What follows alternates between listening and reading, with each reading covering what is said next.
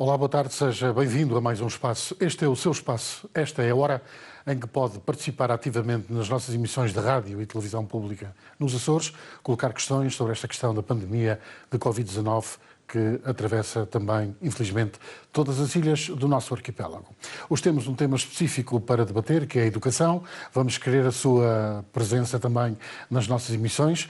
Digo-lhe antes que às 19h20 em Lisboa, vai haver uma comunicação ao país do Presidente da República. Vamos ter a oportunidade também, dentro deste programa, de acompanhar a comunicação ao país de Marcelo Rebelo de Sousa a propósito da prorrogação ou do prolongamento do estado de emergência. Faremos uma abordagem também muito ligeira a essa situação dentro desse programa, como já disse. Portanto, já sabe que, para além da discussão sobre a educação, vamos ter então essa comunicação de Marcelo Rebelo de Sousa. Isto num dia em que foram declaradas cercas sanitárias em todos os concelhos na ilha de São Miguel e, portanto, como se está a ver, o dia foi profícuo em novidades no âmbito desta pandemia. Para abordar a educação, que é um tema socialmente preocupante neste âmbito, um tema muito preocupante e que preocupa pais e educadores em todas as ilhas também do nosso arquipélago, convidei o psicólogo Francisco Simões. Boa tarde, obrigado por ter aceito estar aqui connosco durante alguns minutos. Vamos, de facto, abordar esta questão abordá-la porque é premente, porque é uma questão socialmente muito sensível e a exigir respostas. Não haverá certamente respostas definitivas, mas haverá certamente ideias sobre aquilo que poderá resultar. Muito bem, Francisco Simões, peço-lhe um primeiro comentário à certeza que já existe dos governos da região e da República de que o ensino à distância, ou o ensino online, ou através de outros meios eletrónicos, poderá ser a solução para obstar à falta da sala de aula. Gostaria de ouvi-lo sobre isso. Bem, antes de mais, só um ponto prévio, eu queria prestar o meu tributo aos profissionais da RTP Açores, que vieram demonstrar durante os últimos dias a importância de ter um serviço público de televisão e de rádio na região. Se calhar algo que tem estado esquecido, claro. E, portanto, desse ponto de vista, acho que o serviço que a RTP Açores tem prestado e a RDP tem prestado aos açorianos, sem dúvida mostra que a RTP é um fator de coesão da região. Relativamente a esta questão do ensino à distância e da sua introdução como solução perante a situação da pandemia em curso, eu acho que é importante aqui 2 ou 3 pontos prévios e uma breve cronologia. Em primeiro lugar, é preciso perceber que estamos num contexto de grande incerteza e, portanto, num contexto de grande incerteza, os decisores políticos, obviamente, neste momento têm dificuldade em prever, antecipar o que é que podem ser os cenários nos próximos 2 a 3 meses. Isto pensando que o período letivo deste ano estaria concluído em junho. E face a isso também, há aqui uma questão que se coloca que é a de que num período em que em pouco tempo foi preciso tomar decisões, provavelmente quem decidiu também chocou com a falta de recursos ou a inexistência de recursos para as necessidades objetivas que existiam. E, portanto, o que se deu nas últimas semanas, e antes da resolução do Governo Regional que saiu ontem, foi uma situação em que se levantaram muitas dúvidas, quer para as escolas, quer para os professores, quer para os encarregados de educação, nomeadamente porque a região optou por um lado, introduzir alguma flexibilidade nas decisões das unidades orgânicas das escolas para fazer face às necessidades dos alunos, o que me faz sentido. De facto, uma escola em Santa Cruz das Flores não é o mesmo que uma escola em Angra do Heroísmo ou em Ponta Delgada, o contexto é muito diferente e o acesso aos recursos, nomeadamente os recursos eletrónicos, é bastante diferente. Mas, por outro lado, isto gerou uma dificuldade adicional que eu, enquanto encarregado de educação também de uma criança que está no 4º ano, também senti, que é o facto de ter ficado do lado dos professores um conjunto de tomada de decisões sobre como gerir o processo. Porque uma coisa é gerir o programa, outra coisa é gerir os recursos. Ora, neste momento, e mesmo face à resolução que foi tomada pelo Governo ontem, continuam a existir dúvidas, não tanto sobre a avaliação, porque, no meu entender, há 4 pontos muito claros sobre a avaliação na resolução do Governo Regional de ontem, que apontam para que haja aqui um cenário em que a avaliação seja global e globalizante, ou seja, que se tenha em conta os 2 primeiros períodos para avaliar estes alunos, o que abre a porta à possibilidade de a avaliação que é dada neste 2º período seja a avaliação final, porque estão cumpridos 2/3 da avaliação, mas levanta-se uma outra questão que tem a ver com o que fazer daqui por diante. Ou seja, vamos estar a trabalhar novos conteúdos Ou, por outro lado, vamos apenas fazer um reforço de aprendizagens feitas. E essa é uma decisão que não cabe, na minha opinião, às unidades orgânicas nem aos docentes. Mas essa baliza não está traçada. Provavelmente não está traçada porque existem dúvidas neste momento sobre a viabilidade ou não de uma abertura faseada ou completa das escolas, seja por ciclos, seja por diferentes tempos, porque também não sabemos ainda muito bem como é que a própria pandemia vai evoluir. Exatamente. E, portanto, isso permanece em aberto. Em todo o caso, parece-me que seria importante, para gerir expectativas de escolas, de professores e de alunos, que definitivamente se traçassem 2 cenários. Um primeiro que tem a ver com a possibilidade de as escolas permanecerem fechadas por mais algum tempo, mas haverem uma reabertura. E, portanto, nesse caso, o que é que se faz? E se avança ou não, por exemplo, para novas aprendizagens? Ou se temos um cenário, ou o que é que acontece num cenário em que não há reabertura de escolas. E não havendo reabertura de escolas, até por salvaguarda de questões que têm a ver com a igualdade de oportunidades no acesso aos próprios recursos educativos nesta circunstância, o que me faz sentido é que se trabalhe num paradigma de reforço das aprendizagens. O que aconteceu nos últimos dias... mais próxima dos sindicatos, por exemplo. Os sindicatos já disseram, já se pronunciaram, alguns, numa tese mais ou menos semelhante a essa. Sim, e que a mim, honestamente, me faz sentido, porque a grande questão que se levanta é que se nós começamos a trabalhar novos conteúdos, nem todos vão ter acesso da mesma forma, se é que alguns não vão ter acesso. E, portanto, o que me parece que falta neste momento, em termos de clarificação, é traçar 2 cenários. Um cenário em que há uma possibilidade de reabertura de escolas a partir de uma determinada data limite. Outro cenário em que não há reabertura de escolas, e face a isso é como é que se gera o programa, não é como se gera os recursos. Porque essa é outra questão. Acho que a discussão tem estado muito centrada no facto de haver ensino à distância e que recursos é que se utilizam para proporcionar o ensino à distância. E depois também a desigualdade que há no acesso a esses recursos. Eu acho que é algo que deve ser discutido. Mas na avaliação tecnológica do que propriamente no objetivo. No objetivo, nas metas e no programa. E esse conjunto de elementos que obrigam uma gestão educativa, no meu entender, não, por muito que as pessoas que me conhecem sabem, sou um profundo defensor da flexibilidade curricular, da autonomia de escola, mas numa fase tão excepcional e face a tanta incerteza, parece-me que era de facto importante traçar 2 cenários. Só há 2 cenários possíveis. Claro. E face a esses cenários, qual é a gestão de programa que se pede às escolas, aos professores e aos encarregados de educação? Okay. Vamos certamente abordar outras questões. Tenho aqui algumas questões para as quais gostaria de ouvir a sua opinião, mas vamos também já abrir aqui o programa aos nossos ouvintes e telespectadores que pretendem colocar questões e dar os seus contributos para a abordagem que estamos aqui a ter. Começo pela Nélia Pavão, que liga de São Miguel. Boa tarde, Nélia. Boa tarde. Boa tarde. Faz favor. Sim, boa tarde, senhor. É o seguinte, a minha questão é assim, esta gente quer o ensino à distância. Ok, tudo bem, mas é assim, para quem tem crianças que nem têm caráter certeza bilateral que não houve, tá? Será que isso vai ser possível? É a sua questão? Muito obrigado, Nélia. Muito obrigado. Agora vamos atender outra chamada, da terceira, Duarte Fernandes. Boa tarde. Boa tarde, amigo Vítor Alves. Boa tarde aí ao seu colega. A minha questão é a seguinte. Estamos preparados para o ensino à distância?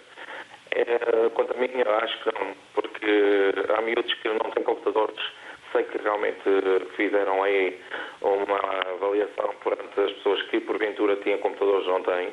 Não é o caso do meu filho. O meu filho tem 12 anos, portanto teve notas sempre, não estou-me aqui a acabar, mas teve sempre G4 e automaticamente como é que isto vai ser à distância, como é que se vai proceder?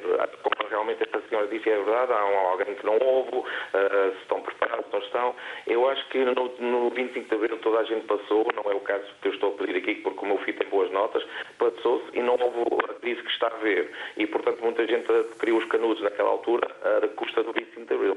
Eu acho que não é um mês e meio que está aqui em causa gastar tanto dinheiro computadores que não têm, aí que porventura, portanto sei que o secretário já fez nesse sentido, mas não é distribuído por todas as pessoas e alguns que porventura não estão habituados no computador, ou os pais não têm aptidão para esta situação E uma coisa é estar na escola e conviver com as pessoas e com os professores neste caso e haver explicação para realmente, como o meu filho tem explicações para tirar dúvidas ou tirar no sentido o Instituto de Línguas, enfim.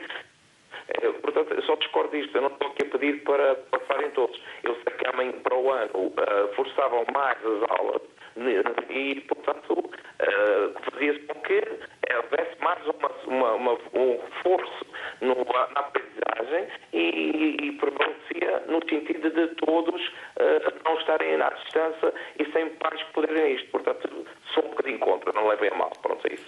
Muito obrigado, Duarte Fernandes. Bom, Francisco Simões, este cenário traçado pelo Duarte empurra para a questão, fez até uma comparação com o 25 de Abril.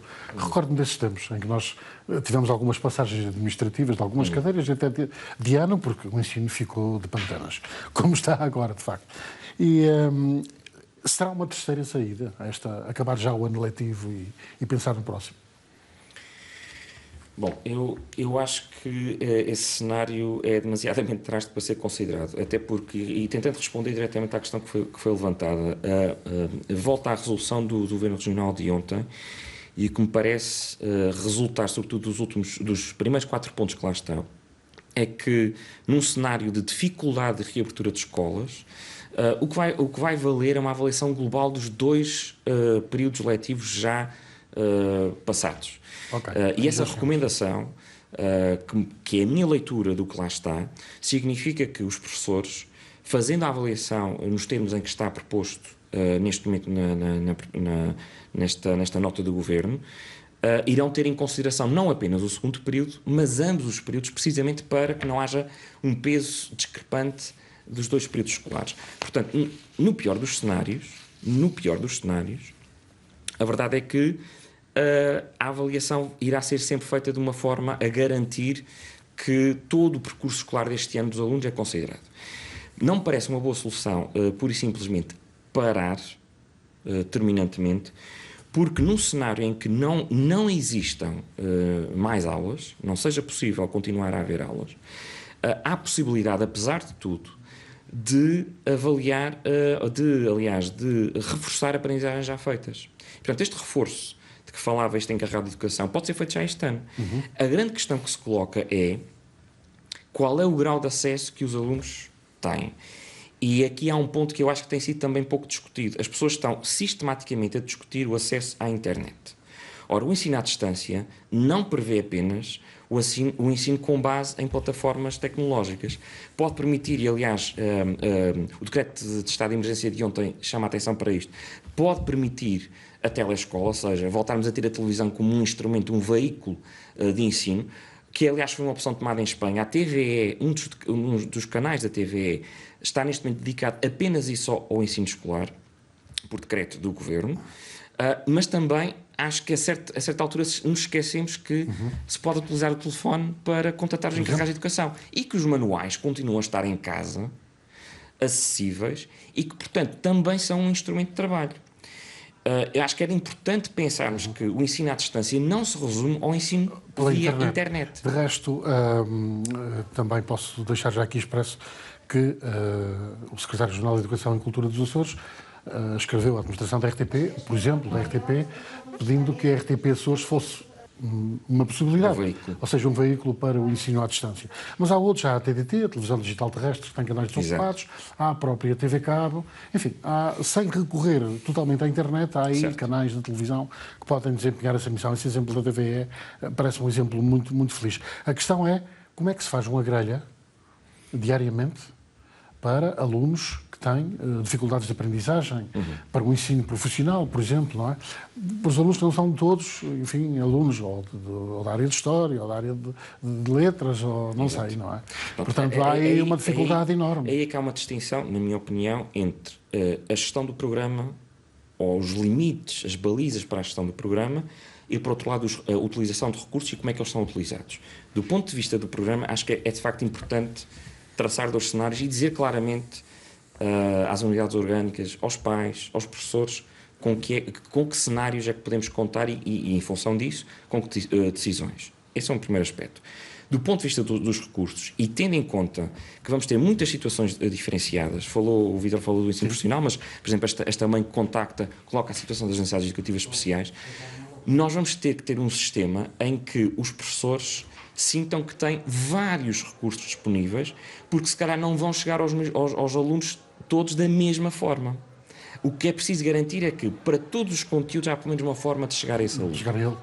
E um seja tempo, a televisão, um tempo de chegar a ele. Não é? seja a televisão, seja o A contacto dificuldade que eu vejo aí é de facto grande, não é? Sim, e se eu tenho aula de História, vou ter aula de certo. História quantas vezes por semana?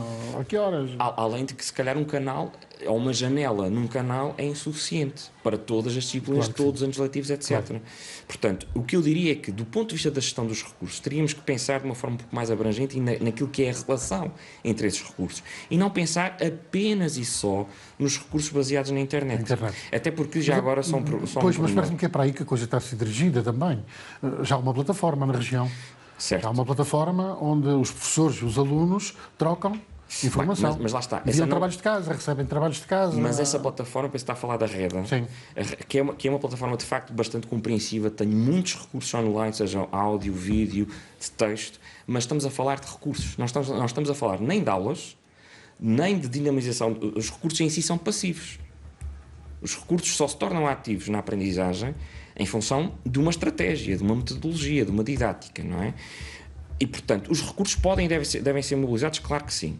Agora, o que eu acho que parece-me ser importante do ponto de vista da gestão da flexibilidade, aí sim, das escolas e dos professores, é perceberem que dentro de uma baliza, de um programa que terão que cumprir, ou de um reforço de aprendizagem que terão que fazer, tem uma panóplia de recursos.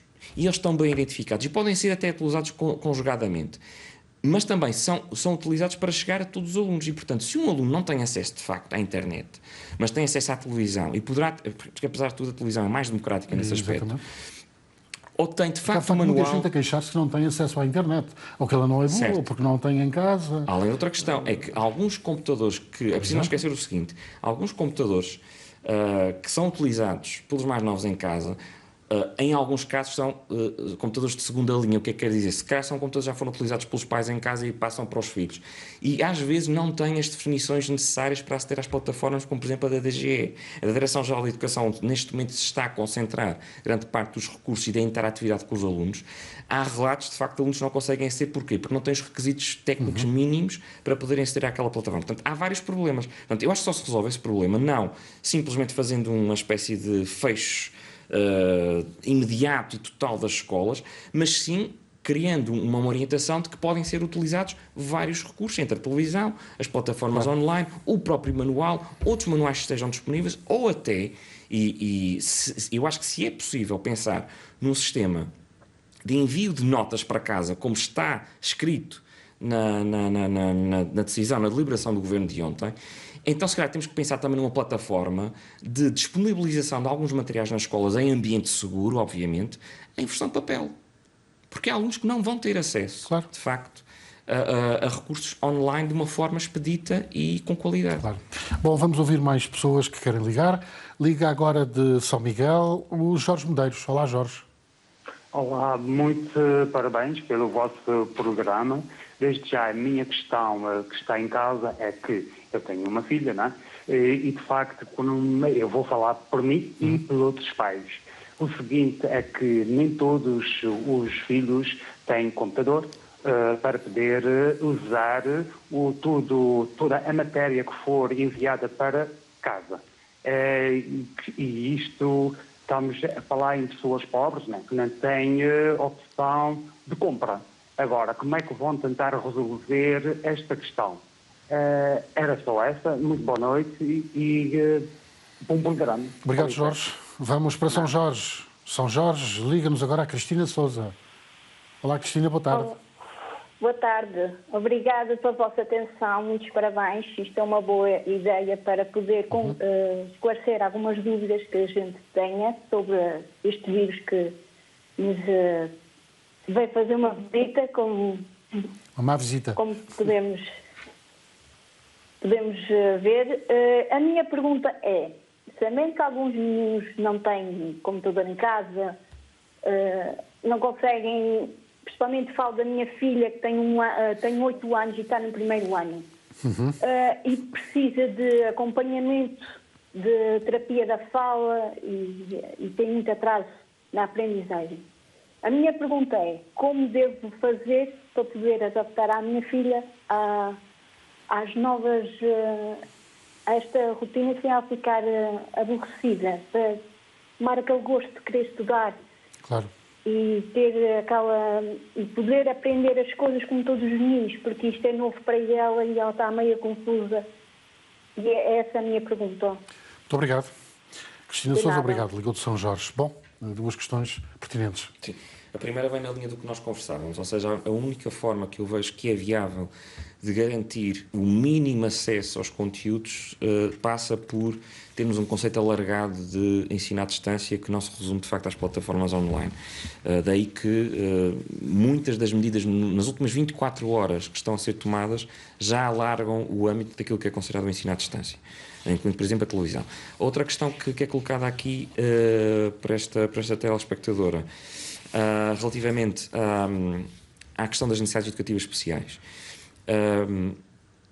A mim parece-me, mas esta é uma impressão, não é nada baseado em informação que eu possa ter ou qualquer tipo de outro fundamento, mas parece-me que no caso das necessidades educativas especiais, necessariamente as unidades orgânicas, os conselhos de turma, cada professor terão que pensar num plano individualizado, porque não há outra forma de chegar a estes alunos não sendo através de uma adaptação específica para cada situação. Porque as necessidades destes alunos são muito particulares, por vezes. E, por vezes, algumas delas até inibem, por exemplo, a interação com determinado tipo de equipamentos. Portanto, além daquilo que é o responder à necessidade do aluno médio, digamos assim, não gosto muito desta expressão, mas da generalidade dos alunos que poderão ter acesso a conteúdos por vários equipamentos, há também a necessidade de pensar em planos individuais, porque alunos vão ter necessidades específicas e para as quais, por exemplo, a internet não é de facto uma resposta. Claro.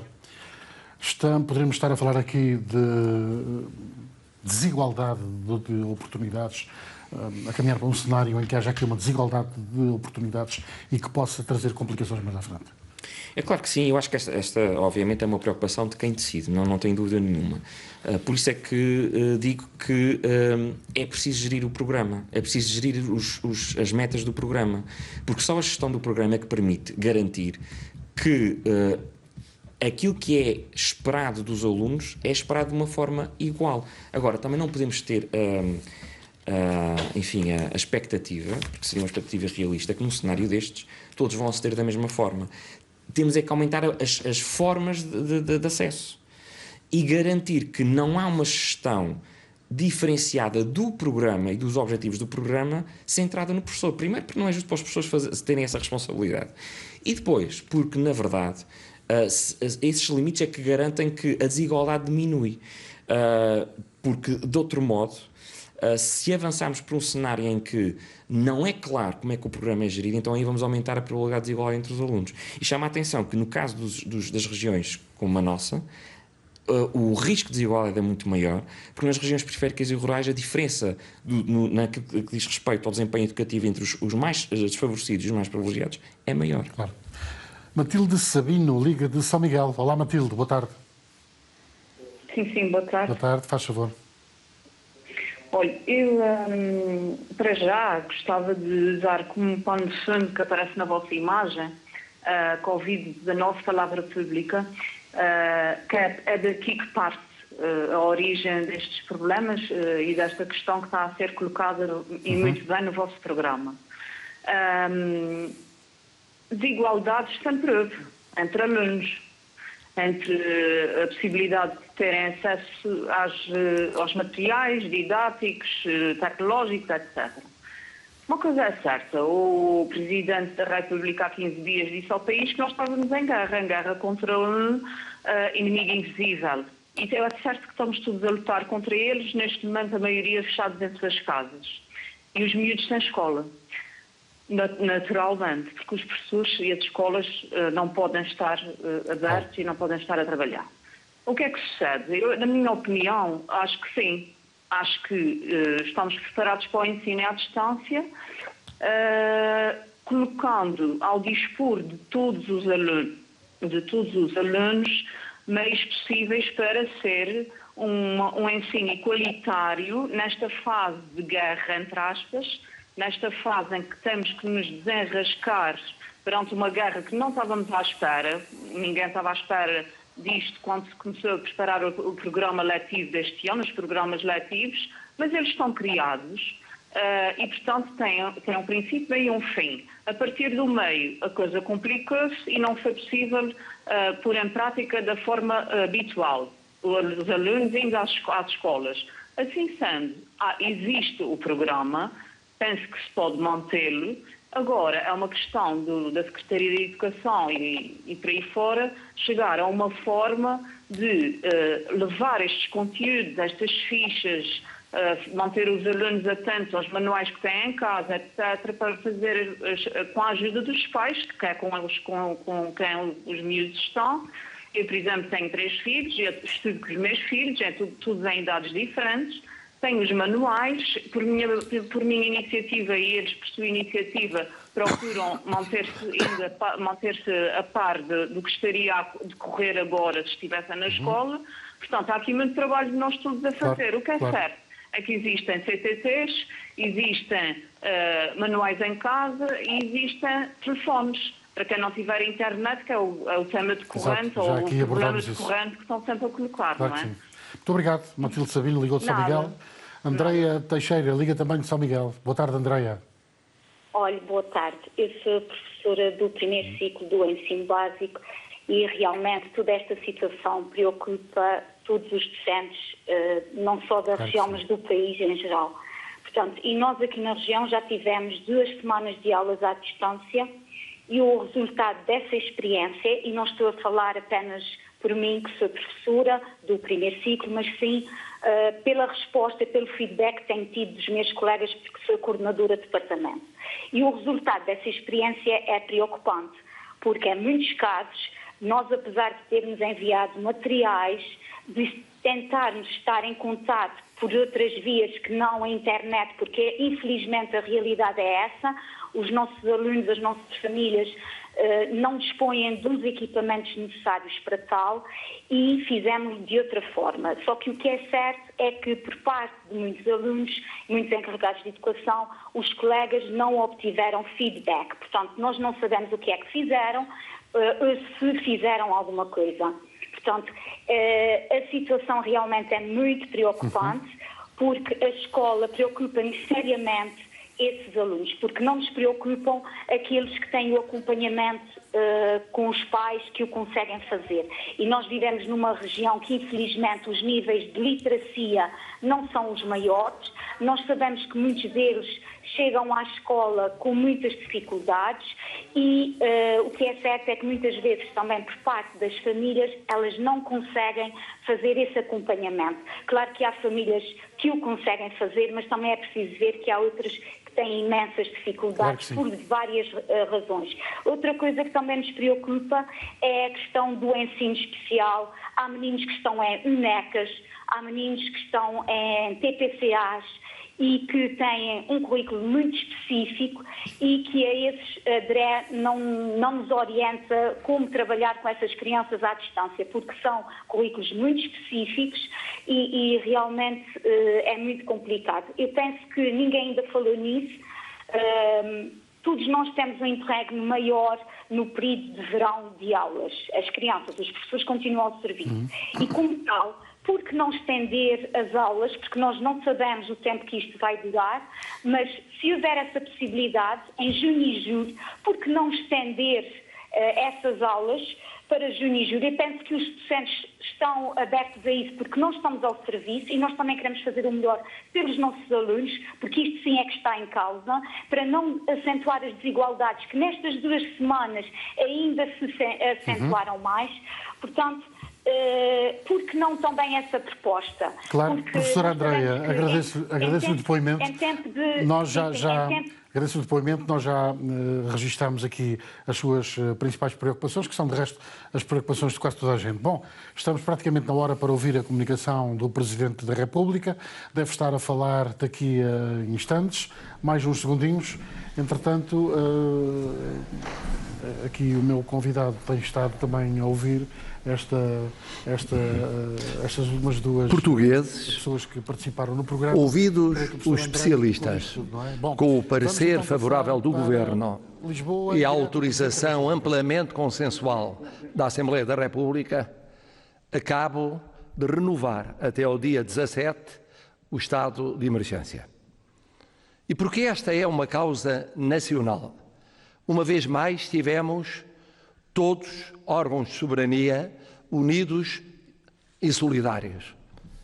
Como unidos e solidários têm estado exemplarmente os portugueses nas suas casas, no trabalho, na coragem serena a enfrentar a pandemia. Sabendo que este vai ser, porventura, o nosso maior desafio dos últimos 45 anos, porque nos ultrapassa na sua origem e no seu fim, é universal e o adversário é insidioso e imprevisível, porque atinge concentradamente vida e saúde, sem paralelo na nossa história democrática, porque os seus efeitos económicos e sociais serão mais profundos e mais duradouros do que as crises mais longas que já vivemos. Porque agrava brutalmente a pobreza dos mais pobres, as desigualdades dos mais desiguais, as exclusões dos mais excluídos. Porque vai exigir reforçada atenção e punição daqueles que queiram aproveitar-se da crise para atividades criminosas contra os valores da Constituição que votamos faz hoje, precisamente, 44 anos. Os portugueses perceberam tudo isto e decidiram abraçar a luta comum. Profissionais da saúde continuam a fazer milagres. Forças Armadas de Segurança, Bombeiros e Proteção Civil não descansam. IPSS e Misericórdias e voluntários desmultiplicam-se. Empresas alteram planos para produzir o que mais nos falta. Cientistas trabalham em novos testes, fármacos e vacinas em grupos internacionais. Professores mudam métodos de ensino. Agricultores iniciam sementeiras e plantações de alimentos essenciais para o nosso dia-a-dia. Operários produzem para a exportação possível. Camionistas mantêm fornecimentos quase inviáveis. Hoteleiros alojam desalojados de lares ou médicos e enfermeiros isolados das famílias. Comerciantes de estabelecimentos encerrados apoiam obras sociais. Autarcas, pessoal autárquico, palmilham freguesias e municípios. Todos entendem que o caminho é muito longo e muito exigente. Começa no combate da vida e da saúde, sem o qual o combate da economia e da sociedade não pode ser travado com sucesso. Mas a vida e a saúde exigem que a economia e a sociedade não parem. Dentro do combate da saúde há, desde logo, 4 fases. A primeira fase foi a das últimas semanas, evitando que o crescimento do número de contaminados atingisse níveis excepcionalmente elevados e o recurso generalizado ao internamento de milhares de doentes entre o final de março e o início de abril provocasse a ruptura do sistema, sem tempo para ajustar estruturas, reforçar meios, enfrentar uma subida descontrolada da pandemia. A segunda fase em que entramos será a das próximas semanas, neste mês crucial de abril, tentando manter a desaceleração do surto, consolidando a contenção, tratando a maioria esmagadora dos infectados em casa e gerindo a subida de doentes carecidos, de internamento e, sobretudo, de cuidados intensivos. A terceira será vivida nas semanas seguintes, mais cedo ou mais tarde, consoante o sucesso da segunda, invertendo definitivamente a tendência do crescimento de casos, mas ainda enfrentando números exigentes em internamento grave e crítico, e abrindo para a descompressão possível na sociedade portuguesa. A quarta, controlando de forma consistente o surto, mesmo se ainda assistindo à parte final dos custos humanos da pandemia. Uma fase de progressiva estabilização da nossa vida coletiva. Para já, ganhamos a primeira batalha, a da primeira fase. Adiamos o pico. Moderamos a progressão do vírus, onde o número de infectados certificados começar a subir a mais de 30% e até a mais de 40% por dia, conseguimos baixar para valores de crescimento de 15% a 20%.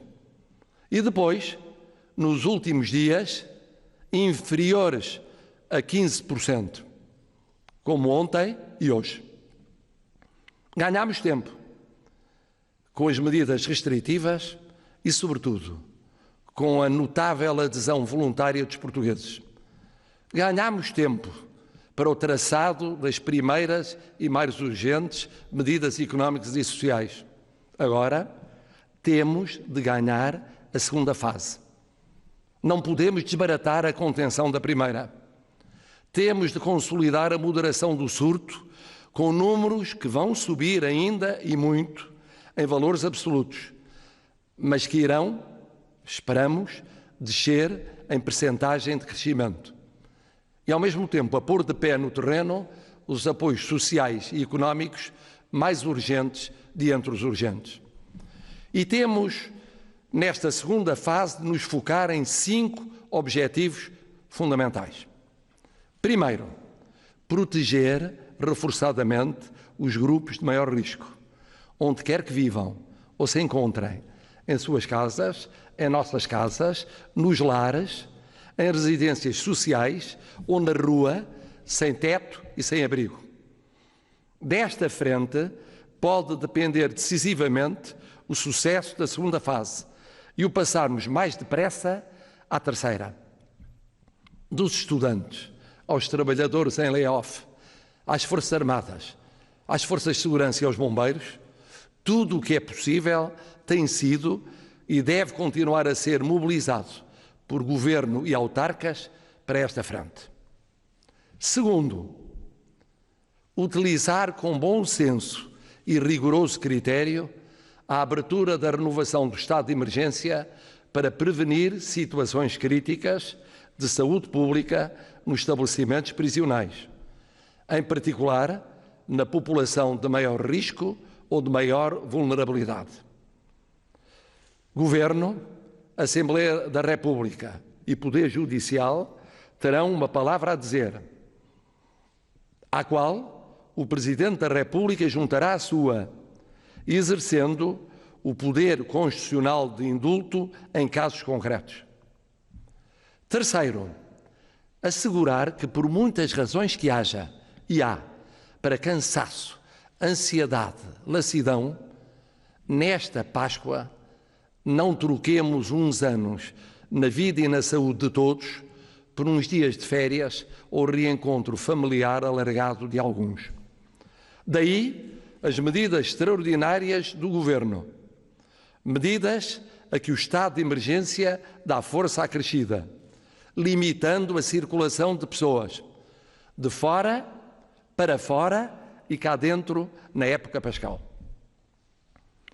Quarto, pedir aos nossos compatriotas que de fora quiserem vir, que entendam as restrições severas que cá dentro adotaremos para a Páscoa e repensem, adiando os seus planos, como todos nós estamos a adiar os nossos planos a pensar na pátria comum. Quinto e último objetivo, definir os cenários para o ano letivo, atendendo à evolução da pandemia em abril. Mais uma das opções do Governo na sua exigente missão nacional que o Sr. Primeiro-Ministro comunicará ao país no dia 9. Este é o nosso principal caderno de encargos para os próximos 15 dias.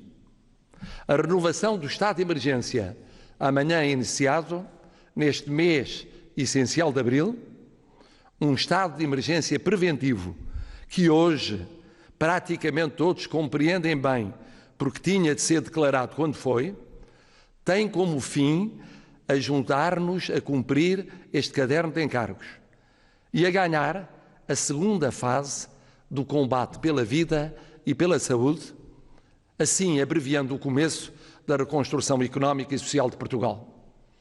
Mas só ganharemos abril se não facilitarmos, se não condescendermos, se não baixarmos a guarda. Outras experiências mostraram que situações do grupo de risco e visitas à terra e à família custaram explosões entre os 30 e os 50 dias de epidemia. Sejamos verdadeiros. Vai custar a ver os números de infectados atingir as 2 ou 3 dezenas de milhares até o dia 17? Vai. Mas o que importa é sabermos que o número de testes está a aumentar e bem, e que isso significa detectar mais infectados, que a maioria deles não é grave, e sobretudo que o que vai fazer a diferença é a percentagem de crescimento diário. Uma percentagem a descer é o surto a quebrar e a aproximar-se a viragem irreversível. Tem sido e continuará a ser uma mudança radical na nossa vida? Tem sido e terá de ser por mais umas semanas. Mas o que importa é sabermos que essa mudança pode valer muitas dezenas de milhares de vidas salvas. Que seja para os que sofreram ou ainda sofrem com a pandemia e para aqueles que nela morreram, sós e sem despedida, e para as suas famílias, a nossa última evocação solidária. Nós não os esquecemos. E é por eles e pelos milhões e milhões que somos que nos comprometemos a vencer esta segunda fase, assim permitindo vencer o maior desafio da vida de todos nós.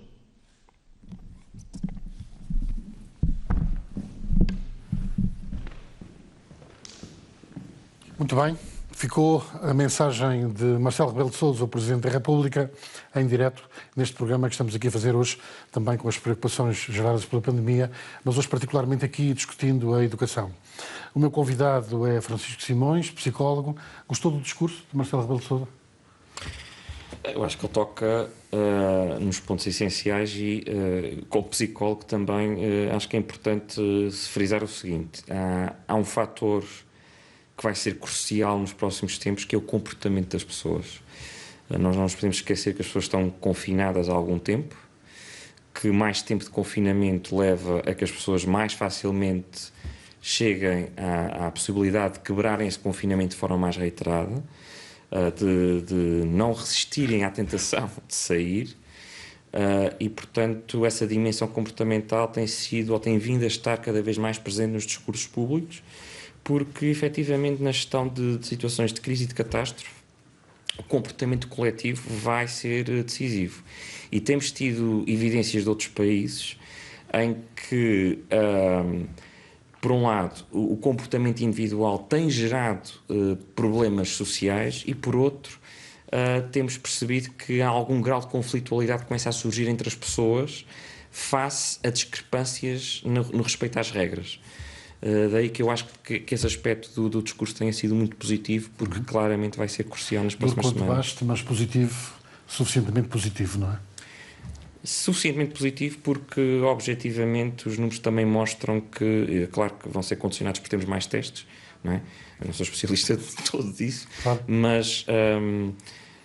Mas começa mesmo na imprensa internacional o caso português a ser dado como um caso de estudo, por comparação com Espanha, com França, com Itália. Essa questão já surgiu em jornais alemães, em jornais italianos, franceses. E acho que temos que perceber que as medidas que estão a ser tomadas estão a ser efetivamente eficazes dentro do possível. Claro que sim, e nem mais neste pacote de objetivos que Marcelo Rebelo de Sousa lança, cabe também aqui a educação. Sim. Aquilo que estamos aqui hoje a discutir e que, segundo o próprio Marcelo Rebelo de Sousa, daqui a uma semana vai ter novidades pela boca do Primeiro-Ministro. Bom, vamos dar oportunidade às pessoas que também estão a ver e a ouvir o programa de participarem nesta abordagem que estamos aqui a fazer. Liga agora Maria Brandão de São Miguel. Boa tarde. Sim, muito boa tarde. Olha, em dezembro já havia o coronavírus na China. Nós sabíamos através da informação televisiva. Em janeiro, na primeira, segunda semana de janeiro, eu ainda falava com as minhas amigas em Ponta Delgada e falávamos o que estava a acontecer, porque depois foi a Itália, a Espanha e depois foi atingindo os outros países. E nós falávamos e estávamos longe de vir para Portugal. Porquê? Porque não tivemos qualquer informação, qualquer fala do nosso presidente do Governo Regional, nem de outras entidades. E isso é de lamentar, porque estendeu-se ao norte, ao continente, ao Porto, a Lisboa e a outras cidades. E nós, açorianos, estávamos longe, não chega aqui, não sei o quê, e naquela expectativa. Onde cá chegou, que se alastrou, foi quando os voos ficaram cancelados, foi quando nós ficamos a temer do que se estava a passar e com a noção da gravidade do problema, que é uma gravidade porque é mundial, não escolher país. E agora, hoje, é que o Presidente do Governo Regional, Vasco Cordeiro, decidiu pôr a corda naquela de tapar o acesso à Ponta Delgada. Eu já tinha tapado na população, não sei o quê. Ou seja, quando as coisas se agravaram, é que o nosso Presidente, Vasco Cordeiro, com muito respeito, é que tomou a medida. Muito bem. Maria Brandão, obrigado pela sua opinião. Vamos dar licença mais um pouco. Não, estamos a falar de educação. Tem alguma coisa para dizer sobre isso? Sabia qual era o tema, mas bom, isso então muito obrigado, está... Maria Brandão. Foi um prazer ouvir a sua opinião. Susana Araújo, Liga de São Miguel. Faz favor. Estou sim, muito boa tarde. Boa tarde. Antes de mais, queria-vos felicitar pelo programa. Estou a acompanhar através da RTP Açores via internet. Estão todos de parabéns. As opiniões dividem-se, não é? Estamos aqui numa preocupação de todos os encarregados de educação. A minha pergunta vai dirigida aqui, portanto, ao setor, que consiste em termos de ensino à distância, portanto, o termo de sucesso para as crianças como é que se processa? A criança terá o mesmo sucesso escolar como tem presencialmente? Não. Isto porque muitas vezes os professores queixam-se de falta de concentração por parte dos alunos. No ensino à distância, como é que nós vamos contornar esta situação? É essa a minha pergunta e obrigada. Obrigado, Susana. Obrigado por ter ligado. Sandra Espínola, boa tarde. Muito boa tarde. Faz favor. Hoje é um prazer estar a falar com vocês, para dar a minha opinião. Relativamente ao ensino à distância, acho que já estamos dentro desse assunto, já estamos a começar a integrar-se mais, não é? Não tem sido fácil, mas cá vamos como pais e acho que é sempre uma experiência. E acho que, se for preciso acontecer assim, algo fora de normal, não é? Estamos a passar, mas acho que vai correr tudo bem. Temos de ter calma e cumprir com as nossas obrigações. Já percebi que tem filhos em idade escolar, não é? Tem dois. E tem tido o feedback das escolas? Tem participado de alguma forma nesta tentativa à distância das escolas manterem o contato com os alunos? Como é que tem corrido? Sim, muito bem. Os professores muito dão, explicam muito bem tudo o que eles têm que fazer. O que é que os seus filhos fazem? Recebem trabalho de casa? Fazem, geralmente tudo o que os professores pedem. As aulas, tem que estar aquela hora online, não é? Também tenho uma filha na escola profissional da Santa Casa da Emboscada, que também, tem que apresentar trabalhos, já sabe, não é fácil, mas está a se integrar também bem. Muito bem, obrigado. Vamos agora atender Mário Simbron. Boa tarde, Mário. Sim, boa tarde. Olha, na minha opinião, vou tentar ser breve. No ensino normal, muitas vezes as escolas não têm material sequer para as tarefas normais do dia a dia. Nós, pais, muitas vezes é que nos temos que ajudar os professores para tal. Nas últimas 2 semanas foi muito difícil para pais e filhos. Imagino os professores coitados a tentar responder aos alunos todos com as nossas dúvidas e preocupações. As aulas presenciais já têm várias dificuldades normais de aprendizagem, dependendo da capacidade de cada aluno. Agora, imagine à distância onde estará a verdade da aprendizagem e do saber. Nós não estamos preparados para a aprendizagem à distância, na minha opinião, de maneira nenhuma, não os programas, nem os meios. Na minha opinião, seria mais correto mantermos os alunos e filhos ocupados dentro do possível, pensando que nem os alunos, nem muitos dos pais têm meios e capacidades para tal. Que Deus nos proteja a todos e que os políticos acordem e deixem de colocar os pés pelas mãos com o ensino, porque só vai prejudicar todos, desde alunos, professores e pais. E deveríamos nos concentrar em estarmos vivos. Que Deus nos proteja e ilumine a todos. Obrigado, Mário. Mesmo Deus. Obrigado. Sim. Obrigado, Mário. Vamos continuar. Em São Miguel, liga Paulo Costa. Boa tarde, Paulo. Boa tarde. Boa tarde. Boa tarde, Paulo. Faz favor. Pode colocar a sua questão. Paulo Costa, pode colocar a questão. Muito obrigado pela vossa atenção. Desligue, baixe o som do seu televisor e fale só por telefone, ok? Eu acho que todos nós devemos ter uma parte de senso civil. Temos que... Sim, Paulo. Paulo? Bom, Paulo Silva não está. Bom, vou continuar a conversa com o Dr. Francisco Simões, que é meu convidado. Estamos aqui a falar de educação e nestas 4 intervenções ficaram aqui mais algumas preocupações, sobretudo de pais. Sim, e discrepantes. Uns com experiências mais positivas, outros com dúvidas. O que me parece também o reflexo de, eventualmente, não no grau de esforço e de boas intenções dos professores de chegar aos alunos, mas sim na discrepância do que é que poderá exatamente ser o objetivo. Mas também, para sermos justos, é importante chamar a atenção para algo que o Sr. Presidente da República disse e que tem muita influência nas decisões que podem ser tomadas aqui na região. Embora nós tenhamos um sistema educativo regional com as suas especificidades e com um determinado grau de autonomia, é preciso não esquecer que há vários alunos que são sujeitos a exames nacionais. O caso dos alunos que terminam o 3º ciclo, que terminam o ensino básico e depois também os alunos que terminam o ensino secundário. E também é importante fazer notar que provavelmente não temos cenários ainda traçados, porque neste caso muito concreto, para evitar que não haja alunos submetidos a injustiças do ponto de vista das decisões políticas, e para que as decisões da região sejam harmonizadas com as decisões nacionais, até porque ao nível, sobretudo, do ensino secundário e da conclusão do ensino básico, há determinações que são do Governo Central, esses cenários não foram ainda traçados. Também é importante chamar a atenção para isto, ou seja, imaginemos a situação extrema de que o Governo Central decide que no continente as aulas continuam no ensino secundário e cá a região decide que não continuam. Ora, em que circunstâncias ficariam os alunos da região face aos alunos do continente ao nível depois da sua avaliação na avaliação externa nos exames nacionais?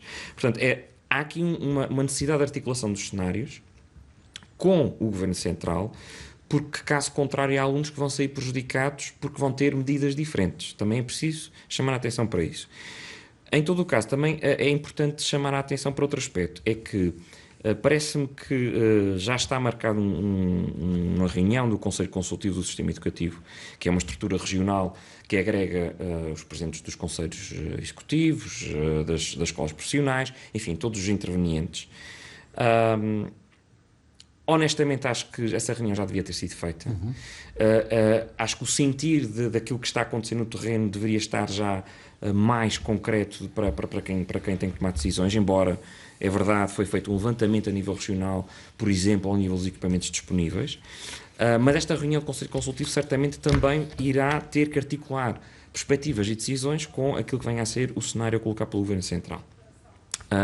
E, finalmente, só enfatizar realmente isto.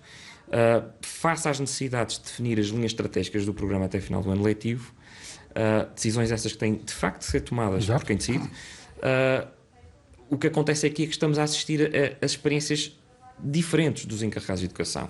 Uns mais satisfeitos, outros sentindo que está de acordo com os seus recursos, outros sentindo que não e têm dúvidas sobre o que é o sucesso nestas circunstâncias. Eu próprio também tenho muita dificuldade em responder a isso, porque para isso também precisava perceber o que é que vai ser avaliado, e aqui falo também como encarregado de educação, não é? E aquilo que sabemos que vai ser avaliado, portanto, a medida de sucesso que existe neste momento, para ser claro, e que está determinada pelo Governo Regional, é o que foi o desempenho, aquilo que foi o desempenho dos alunos no primeiro e no segundo período. Essa é a certeza que temos. Sim. Anabela Ferreira, boa tarde. Liga de São Miguel. Sim, olha, boa tarde. Faz favor, coloca a sua questão. Não é bem uma questão, eu gostaria talvez de transmitir a minha perspectiva enquanto o ensino à distância. Eu falo no nome de mãe e de professora, e posso dizer que realmente vou-me pôr neste momento no papel de mãe. Tem sido um papel muito importante, que acho que é o papel que nós devíamos ter todos os dias, e talvez a maioria dos pais não tenham isto bem presente, que é isto que devemos fazer, acompanhar, mas a nossa vida, como tem um ritmo muito diferente, não permite, muitas vezes. Nós temos a sorte, falo por mim, porque as próprias escolas promovem a autonomia e a organização dos próprios alunos, e a experiência que eu tenho, talvez sejam os adultos que não estão preparados para esse tipo de ensino, porque a nível de ferramentas, de plataforma, etc., eu não tenho tido essa dificuldade. Até pelo contrário, o ensino passou a ser, no meu entender, muito mais individualizado. Mas eu estou a falar porque trabalho com uma faixa etária, portanto, a nível do secundário. Logo, é diferente. Claro. E também sei que a realidade económica de cada família também é diferente, o sítio onde nós vivemos, portanto, tudo aquilo que temos ao nosso dispor. Mas eu só queria deixar a mensagem que realmente os jovens estão preparados. Agora, os adultos é que têm que realmente dar um passo gigantesco. Obrigada. Temos de discutir aqui. Vamos continuar em São Miguel. Ana Ferreira, boa tarde. Boa tarde. Faz favor.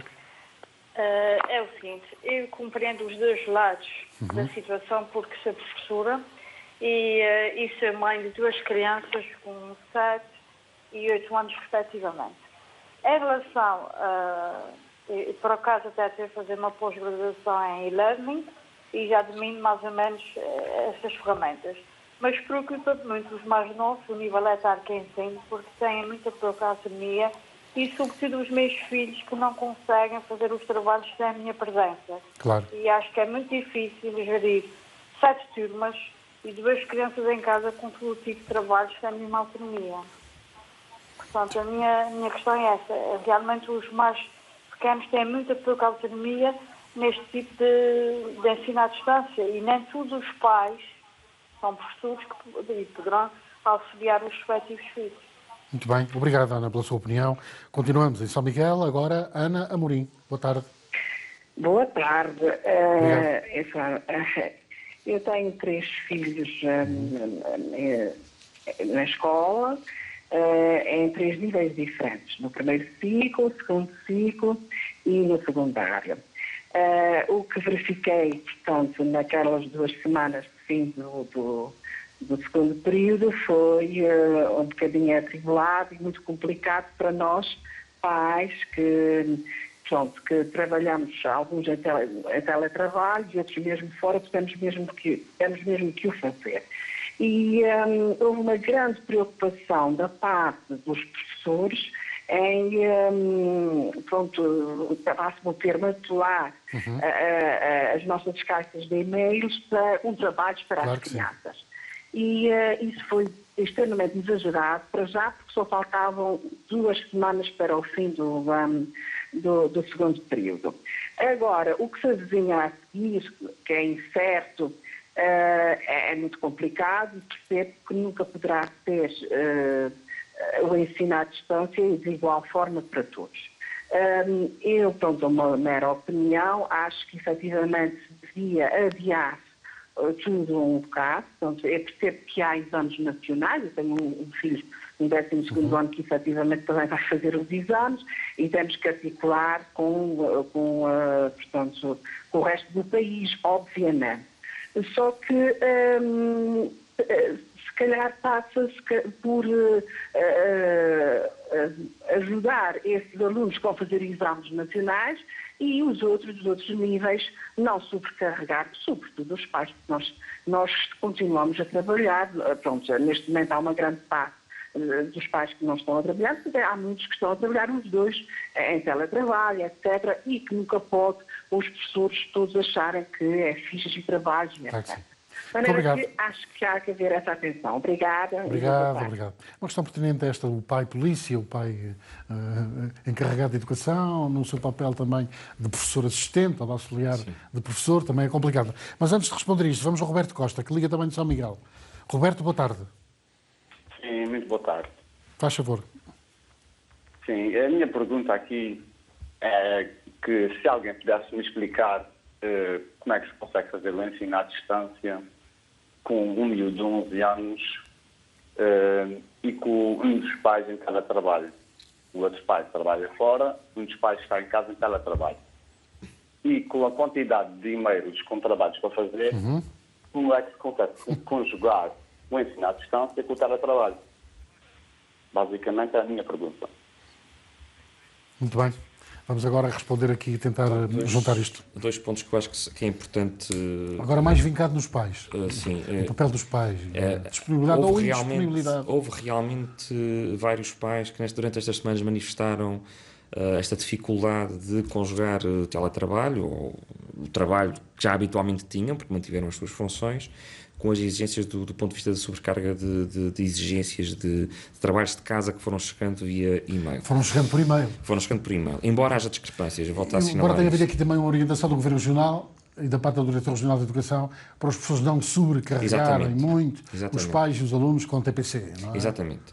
Até por princípio estava a ser... Até por algo que uma das pessoas que fez uma intervenção disse, nós estávamos no final do segundo período e, portanto, houve esse aligeirar e acho que essa intervenção do Diretor Regional de Educação foi absolutamente adequada. Mas há 2 pontos aqui que eu acho que é importante destacar e que já vem na linha de algumas intervenções anteriores. Primeiro, relativamente à possibilidade de... a reabertura de escolas também contemplar um adiamento do final da atividade letiva. Isso está previsto no decreto que ontem foi emitido pela Presidência da República. Portanto, essa possibilidade existe. É muito provável que tenhamos aulas até final de junho, início de julho, meados de julho. Isso é uma possibilidade. Agora, para já é uma incerteza. É uma incerteza. Mas nesse cenário, muito provavelmente isso poderá estar dentro do pacote dessa decisão. Outra questão que aqui foi colocada e que também mais uma vez tem a ver com o decisor e com a gestão do programa é, face a todas estas alterações, interrupções e ajustamentos que é preciso fazer, então deveremos manter a mesma carga. E aí, nomeadamente no que diz respeito aos exames nacionais, não só, mas vamos dar o exemplo dos exames nacionais, muito provavelmente os alunos neste momento já têm matéria mais do que suficiente para fazer um exame. E a questão que se coloca é que, mesmo num cenário em que exista mais algum tempo de atividade letiva, parece-me que a nível central é importante considerar a hipótese de reduzir as metas que são avaliadas ao nível da avaliação externa, dos exames nacionais, tendo em conta que realmente há um pacote de trabalhos, de conteúdos já efetivamente trabalhado, que pode ser sujeito a avaliação e outro que pode ser excluído. Por isso parece-me que, quer ao nível de quem faz, os alunos que fazem exame nacional, quer também de alunos que vão dar continuidade ao seu percurso em anos que não são de fim de ciclo e com avaliação externa, também é de ponderar por parte da tutela uma reavaliação das metas a atingir no final do ano. Bom, Maria João, boa tarde. Maria João, Liga de São Miguel, boa tarde. Sim, boa tarde. Boa tarde. Pronto, a minha dúvida, ou o meu alerta aqui é pela questão de quando numa família há duas ou mais filhas, ou em termos de equipamento informático, como é que vamos como é que vamos resolver essa situação? Muito obrigado. Paulo Costa, volta a ligar de São Miguel. Boa tarde, Paulo. Olá, boa tarde. Boa tarde, faz favor. Boa tarde, olha, eu peço muita desculpa pela minha intervenção, mas pergunto, as pessoas que não têm possibilidades de ter internet nem computadores, é uma questão pertinente. Como é que vão estar com os seus filhos em escola?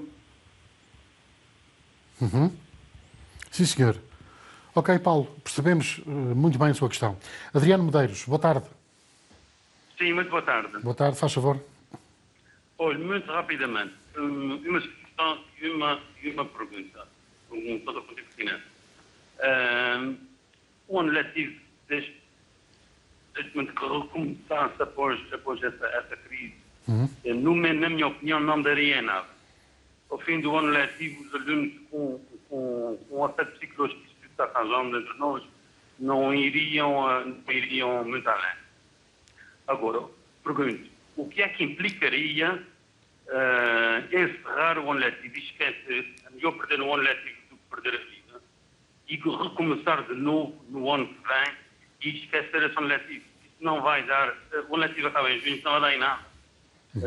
Os pais ensinarem os filhos em casa da melhor maneira que quiserem, manter-lhes a par de tudo que quiserem, da maneira que sabem, e para o ano começa-se de novo, começa-se fresco. Essa é a minha pergunta, e não sei se implicaria coisas que eu não estou a par, mas que estaria de uma resposta para esse. Claro. Sim, senhor. Muito obrigado. Bom, não sei se temos mais alguém em linha para já. Para já não. Bom, vamos então analisar estas duas questões. Sim. Esta última que foi colocada é bastante pertinente, porque se calhar a tentação é pensar que a melhor maneira de resolver o problema é apagar o problema. Não há, termina o ano letivo e não há mais qualquer tipo de atividade, porque este é um ano, digamos assim, resolvido, porque tem avaliação já feita.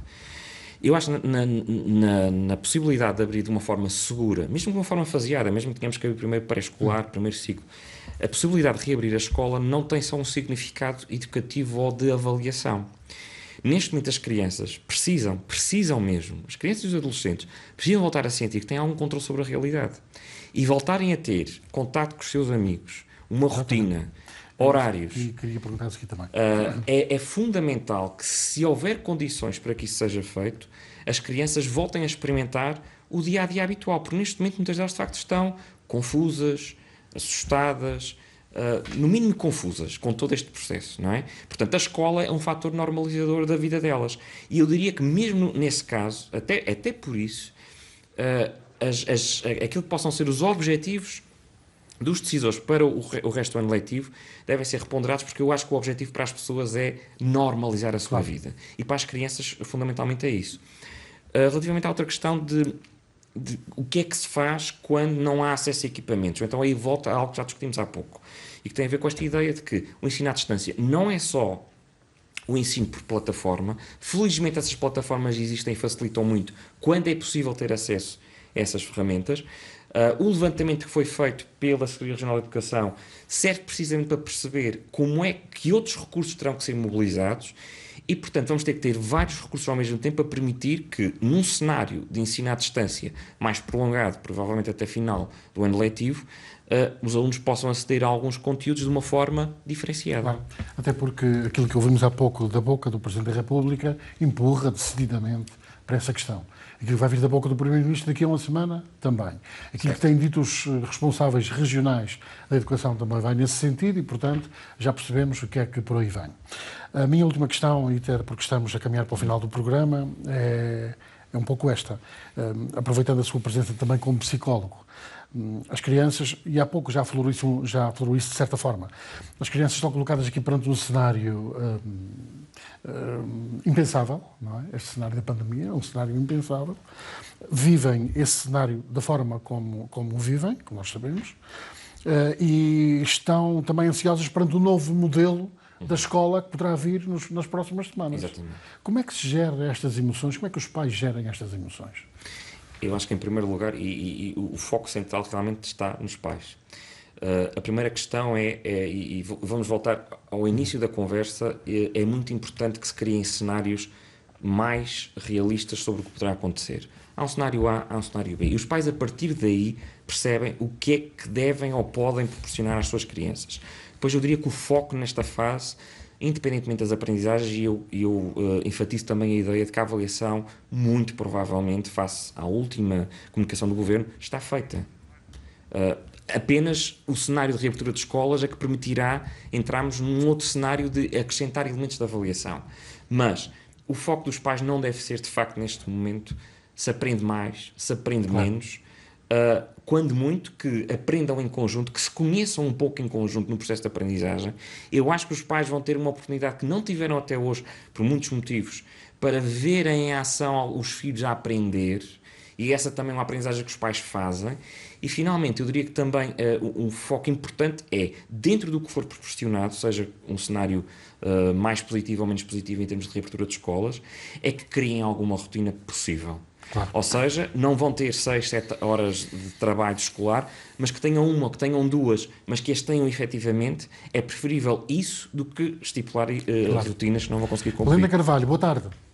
Helena Carvalho, de São Miguel, boa tarde. tarde. Faz favor de colocar a sua questão. A minha questão, portanto, eu tenho aqui algumas questões. A primeira é como vai-se ensinar pais que estão no momento a trabalhar em regime de teletrabalho. Portanto, como é que eles vão conseguir acompanhar os seus filhos e participar na aprendizagem, uma vez que temos várias exigências profissionais. Portanto, o nosso local de trabalho foi transferido para o nosso domicílio, o que torna-se muito complicado às vezes de gerir a vida familiar com a vida pessoal e com a vida profissional. A minha outra questão é como é que se consegue ensinar à distância crianças do primeiro ciclo, em que, portanto, o primeiro ciclo pode-se considerar que é a fase da aprendizagem mais importante e é onde se adquire as bases. Estarão os pais preparados para acompanhar essas crianças em casa? Essas crianças não vão ter capacidade de estar, portanto, no portátil, assim digamos, e de se desenrascar. E então eu questiono como é que se vai passar a situação em caso de famílias numerosas, com filhos em diferentes zonas escolares e em diferentes faixas etárias, quantos computadores vão ser necessários no domicílio? Claro que sim. Terão esses pais capacidade e habilitações para apoiar os seus filhos? São essas as minhas questões. Muito obrigado.